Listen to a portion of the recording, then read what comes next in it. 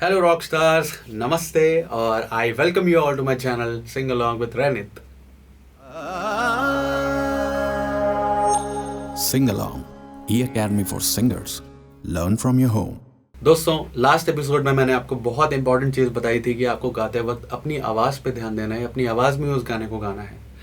आज एक बहुत ही इम्पॉर्टेंट टॉपिक है जो कि मुझे लगता है कि जो भी सीखना चाहता है, जिसको भी ये है कि मैं सीख के अपनी आवाज़ को अच्छा करूं, एक प्रोफेशनल सिंगर जैसा साउंड करूं, उन लोगों के लिए आज मैं 10 ऐसी चीज़ें बताने वाला हूं जो आपके बहुत काम आएगी। जो अगर आप अपनी आवाज़ में इसका उपयोग करते हो, उसको यूज़ करते हो, तो आपको इससे बहुत ज़्यादा एडवांटेज होने वाला है। ऑलराइट, तो इस लिस्ट में सबसे पहली चीज़ है आपकी वॉइस टेक्सचर। जी हाँ, अगर आपका आवाज़ जो है उसका टेक्सचर अच्छा नहीं होगा तो वो सुनने में उतनी अच्छी नहीं लगेगी, उतनी अपीलिंग नहीं लगेगी। और आपको एक बात ज़रूर जाननी पड़ेगी कि अगर आप कमर्शियली गाना चाहते हो, अगर आप बॉलीवुड में जाना चाहते हो, अगर आप अपना भी गाना निकालना चाहते हो, तो आपकी आवाज़ का टेक्सचर बहुत रोल अदा करता है। क्यों? अगर मैं आपको बोलूँ आतिफ असलम, लकी अली, ये ऐसे सिंगर्स हैं जिनकी सिंगिंग टेक्निक उतनी ज़्यादा अच्छी नहीं है, लेकिन उनका वॉइस टेक्सचर लाजवाब, और ये सब लोगों को ओवर पावर कर जाता है। तो यही टेक्सचर का बहुत इम्पॉर्टेंट रोल है। मैं इसको आउट ऑफ 100 सिर्फ टेक्सचर को ऑलमोस्ट 50% समझता हूँ। 50% of your singing voice is texture. आपकी आवाज़ किस तरह की है, तो आपको अपने टेक्सचर पे काम करना है। अगर जिनकी आवाज़ बहुत पतली है, कुछ लोग होते हैं उनकी आवाज़ बहुत पतली होती है, अगर वो गाते हैं तो उनकी आवाज़ बहुत हवा के साथ आती है और बहुत पतली आती है, कुछ इस तरह।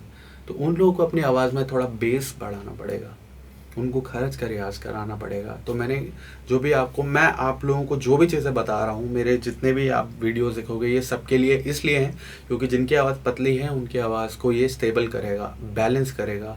मेरे सारे ट्यूटोरियल्स इस तरीके से मैंने डिज़ाइन करे हैं कि जो भी इसको करेगा उसकी आवाज़ बैलेंस होगी। अगर बहुत पतली आवाज़ है, ऊंचा ही गाते हो, नीचे नहीं गा पाते हो, तो आप नीचे गाना शुरू कर दोगे, आपकी आवाज़ में थोड़ा बेस आएगा।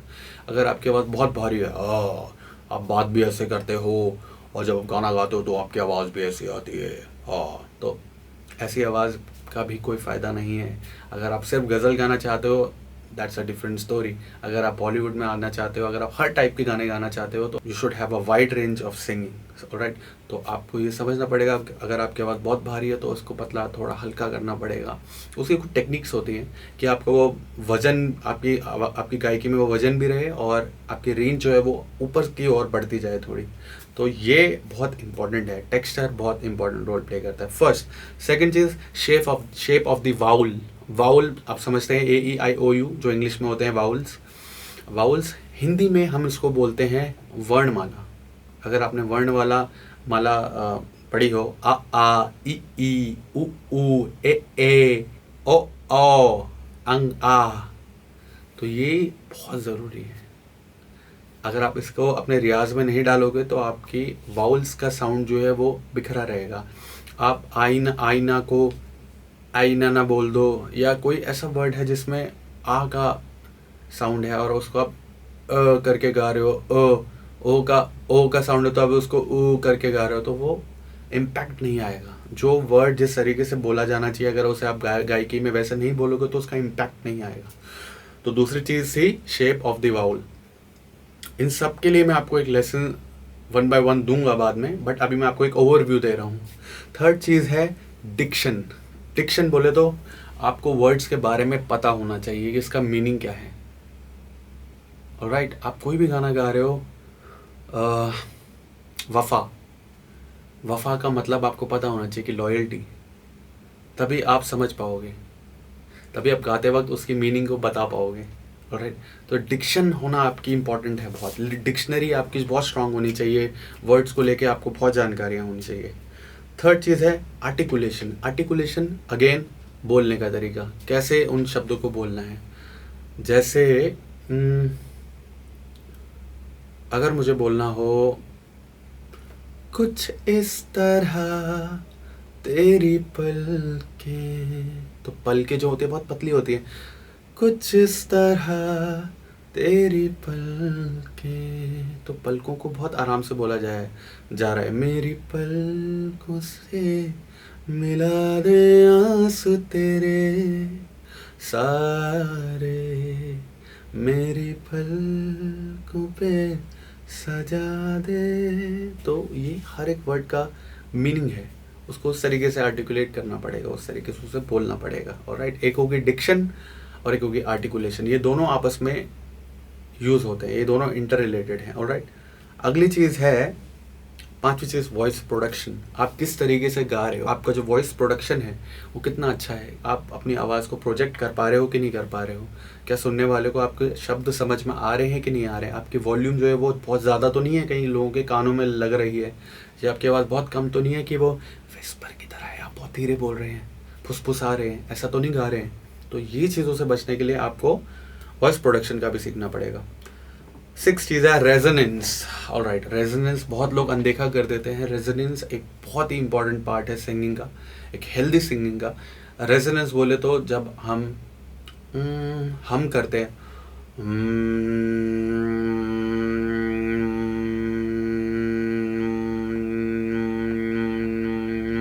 तो ये आपके मुंह के अंदर एक जगहें होती हैं जहाँ से आवाज़ रेजोनेट होती है। आ आ आ ऐसा गाना, और आ आ आ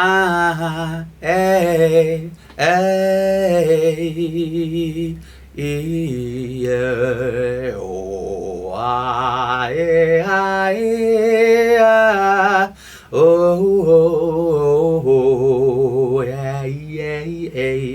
ये जगह होनी चाहिए आपके मुंह के अंदर हर तरह की आवाज़ निकालने के लिए। ऑलराइट, तो वो रेजोनेट होके आपकी आवाज़ निकलती है, टकरा के इधर उधर मुंह के अंदर जगहें बनी हुई हैं उनसे आवाज़ टकरा के निकलती है बाहर। तो अगर आपकी रेजोनेंस नहीं होगी तो आपकी आवाज़ फीकी सी सुनाई देगी, हमेशा डल, बहुत डल, और वो माइक्रोफोन पे पकड़ी भी नहीं जाएगी। और रिजल्ट ये होगा कि आप अगर गाना गाओगे तो आपकी जो इमोशंस हैं वो कानों तक नहीं पहुंचेंगे लोगों के। तो रेजोनेंस बहुत इंपॉर्टेंट रोल अदा करता है। अगली चीज़ है ब्रेथ कंट्रोल। गाते वक्त ऐसा ना हो कि आपकी सांस की आवाज़ बहुत सारी आ रही है, बहुत ज़्यादा सांस की आवाज़ आ रही है। ऑलराइट, इसमें मैं इंटरप्ट करना चाहूँगा थोड़ा सा आप लोगों को। और एक डाउट मेरे से किसी ने पूछा था, मैं उनका नाम देखता हूँ, मैंने अगर लिखा है तो मैं बताना चाहूँगा। तो अगर आप कमेंट करोगे गाइस तो मैं आपके भी डाउट्स को, ऑलराइट, ये रहा, मोहम्मद जावेद पाकिस्तान से हैं। उन्होंने ये सवाल पूछा था कि गाना गाते वक्त गाने में जब लाइन ख़त्म होती है तो मैं बेसुरा हो जाता हूँ। तो लाइन ख़त्म होते होते बेसुरा आदमी तब होता है जब उसकी हवा, उसके अंदर जो हवा है, सांस है, वो कम पड़ जाती है किसी लाइन को गाने के लिए। अगर मैं एक सांस में गाना की कोशिश करूँगा पूरा गाना तो मुझे भी ये दिक्कत होगी, किसी को भी ये दिक्कत होगी। तो सांस लेना बहुत इम्पॉर्टेंट है। तो ब्रेथ कंट्रोल कैसे करें उसका मैं एक अलग से वीडियो बनाऊंगा। उसमें बहुत सारी एक्सरसाइज होते हैं जो ब्रेथ के लिए होती हैं, ताकि आप अच्छे से सांस ले पाओ गाते वक्त। अगर आप नहीं लोगे तो अगर मैं सोचो ऐसे कहूँ, हम नवा मुझे अपना बना ले, और मैं सांस ही न लूँ, तो मैं कैसे कहूँगा, हम नवा मुझे अपना बना ले, सूखी हुई भिगा दे, वो गिला जरा खाब। सांस चलेगी, सांस ली नहीं तो सांस कम पड़ गई। तो यही दिक्कत होती है, आदमी के सुर छूटने लगते हैं जब वो सांस नहीं लेता प्रॉपरली। तो ये एक एग्जाम्पल था। और अगली चीज़ जो आती है वो होती है इमोशन और फीलिंग। जो भी, अगेन मैंने ये थोड़ा सा आपको पहले बता दिया, लेकिन फीलिंग्स और इमोशंस का बहुत बड़ा रोल है सिंगिंग में, जानते हो, बहुत इम्पॉर्टेंट। अगर आप जो आप फील कर रहे हो वो अगर आप अपनी आवाज़ में नहीं ला पा रहे हो तो सामने वाले के कानों तक वो पहुंचेगा नहीं, उसके हृदय पे वो जाएगा नहीं, उसके हृदय, उसके हार्ट को वो टच नहीं करेगा। तो बहुत ज़रूरी है कि आप फील करके गाएं गानों को। ये भी मैं आपको बताऊंगा कैसे फील करते हैं। ऑलराइट, फील करके गाना एक बहुत अच्छी चीज़ है। अगर मैं बहुत नॉर्मली गा दूँ, मेरे महबूब तुझे मेरी मोहब्बत की कसम, मेरे महबूब तुझे। तुमको फील नहीं आएगी, जब मैं फील करके गाऊंगा, मेरे महबूब तुझे, मेरी मोहब्बत की कसम, ये होता है फील। मेरे महबूब तुझे, मेरी मोहब्बत की कसम। अगर मैं फील ही नहीं कर पाऊँगा तो मैं आपको कैसे समझाऊँगा फीलिंग्स क्या होती हैं। तो ये बहुत इंपॉर्टेंट है। अगली चीज़ है करेक्ट पोस्चर। तो आप नोटिस करोगे मैं एकदम सीधा बैठा हूँ।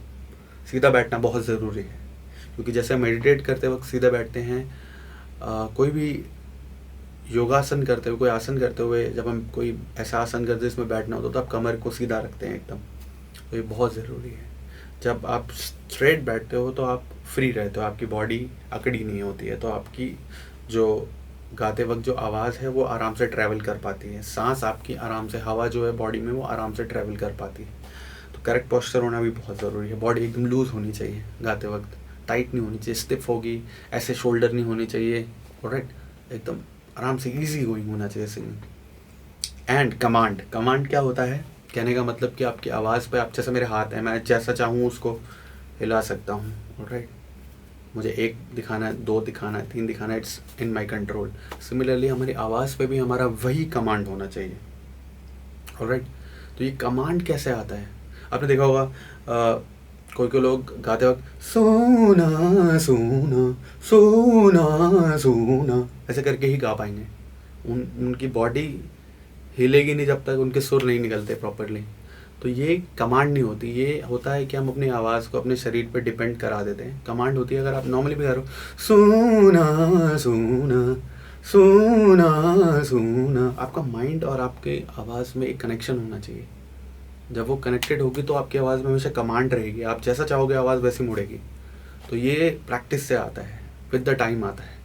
और ये बहुत इंपॉर्टेंट, मैंने 10 चीज़ें आपको बताई हैं, ये बहुत इंपॉर्टेंट एलिमेंट है, not just your voice but overall singing के लिए बहुत इंपॉर्टेंट एलिमेंट्स है। I hope this tutorial was very helpful for you. अगर आप लोगों को अच्छा लगा तो प्लीज़ कमेंट ज़रूर करें और सब्सक्राइब करें चैनल, और इंस्टाग्राम पे भी मुझसे कनेक्ट हों ताकि आपके डाउट मैं पर्सनली ले पाऊँ, क्योंकि यूट्यूब पे मैं पर्सनली आप लोगों को नहीं बता पाऊँगा। अगर आप इंस्टाग्राम पे मुझे फॉलो करते हैं, इंस्टाग्राम पे मुझे कुछ डाउट्स पूछते हैं, तो मैं आपको हो सकता है टैग करके या आपको डीएम करके पर्सनल आपको कुछ चीज़ें बहुत क्लियरली बता पाऊँ। Alright, so guys that's all for this one, and मिलते हैं अगले वीडियो में। एंड आई होप आप इन सब चीज़ों को अपने दिमाग में रखेंगे, क्योंकि मैं पहले एक फाउंडेशन बनाना चाहता हूँ। आपके दिमाग में सारी चीज़ें क्लियर होंगी तो हम आगे जाके जो भी ट्यूटोरियल देखेंगे, समझेंगे, उसमें बहुत आसानी होगी। Alright guys, oops, so that's all for today। मिलते हैं नेक्स्ट वीडियो में। बाय बाय, टेक केयर, जय।